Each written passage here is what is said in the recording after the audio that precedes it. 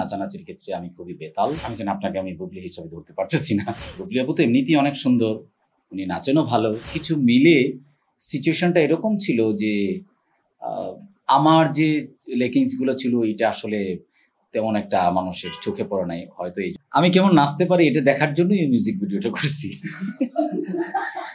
মানে ধরেন আমার ওই ক্যারিয়ারের একটা লম্বা সময় তো অনেককে নাচাইলাম, তো নিজে কেমন নাচে এটাই দেখলাম আর কি। মনে হয়েছে খুবই, এটা বলা যাবে না যে কেমন নাচে। আমার এক বন্ধু আছে, ওর নাম হলো পার্থ সরকার, ফুটেজের প্রডিউসার। আর আমার আরেক ভাই বন্ধু, ওনার নাম হচ্ছে অংশু। দুইজনই আমার প্রিয় মানুষ। ওনারা যখন আমাকে বললেন, অংশু ভাই প্রথম বললেন, তো আমি না লোভ সামলাইতে পারি নাই।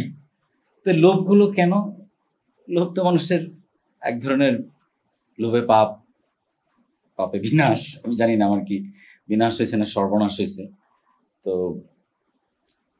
যদি পিছনে গল্পটা একটু ছোট্ট করে বলি, এরকম অংশ একদিন ফোন করে বললো যে আমি একটা মিউজিক ভিডিও বানাবো, আপনাকে অ্যাক্টিং করতে হবে। আমি যে অ্যাক্টিং এর জন্য ঠিক আছে, কিন্তু মিউজিক ভিডিওতে আবার অ্যাক্টিং কি?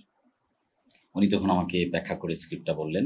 আমি ওকে ফাইন, করা যায়, কিন্তু ভাই আমি বলে দিই আমি কিন্তু নাচানাচির ক্ষেত্রে আমি খুবই বেতাল, যার জন্য আমার খুব শখ ছিল যে আমি গান করব, কিন্তু গান করতে পারি না, কারণ আমার তাল সেন্স খুবই বাজে। বললাম আপনাকে একদমই নাচানাচি করতে পারেন, আপনাকে নাচাইতে হবে। বলে যে এখানে মেইন যে কাস্ট উনি হচ্ছেন বুবলি। হ্যাঁ, কোন বুবলি? বলে বুবলি তো একজনই, শবনম বুবলি। আমি ও আচ্ছা, ওনার সাথে? হ্যাঁ, আমি, উনি আমার খুব ফেভারিট। তো যখন শুটিং ডেট কাছাকাছি চলে আসছে, তখন ওনারা আসলে কথাটা রাখে নাই।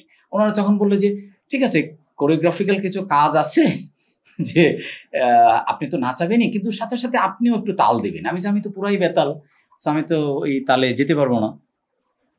সো ফাইনালি ওনাদের যে কোরিওগ্রাফার, উনি আমাকে ডাকলো যে ভাই আপনি আসেন, আপনাকে কিচ্ছু করতে হবে না, বুবলি আপু নাচবেন, আপনি জাস্ট দেখবেন।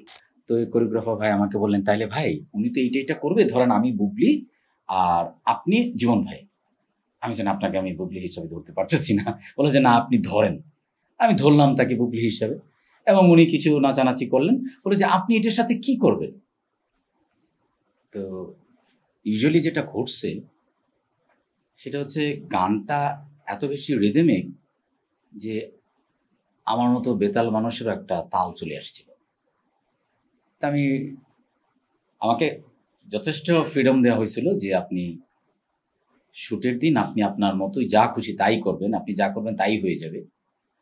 সো আলটিমেটলি আমি আমার যা খুশি আমি তাই করছি। এটা কি কোনো তালে পড়ছে নাকি বেতালে পড়ছে আমি ঠিক জানি না, বাট ফাইনালি আমরা কাজটা শেষ করলাম।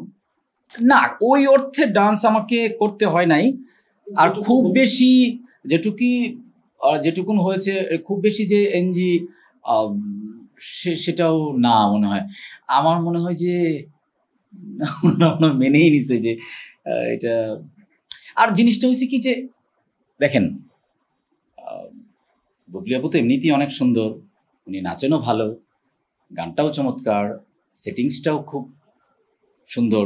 সব কিছু মিলে সিচুয়েশনটা এরকম ছিল যে আমার যে লেকিংসগুলো ছিল এটা আসলে তেমন একটা মানুষের চোখে পড়ে নাই। হয়তো এই জন্য ডিরেক্টর মনে হয় ছেড়ে দিয়েছেন। এটা আসলে দর্শকরা বলতে পারবেন যে মানে সিনেমা বলেন, গান বলেন, নাটক বলেন, যাই বলেন, দিন শেষে তো এক ধরনের মোমেন্ট ক্রিয়েট হয়।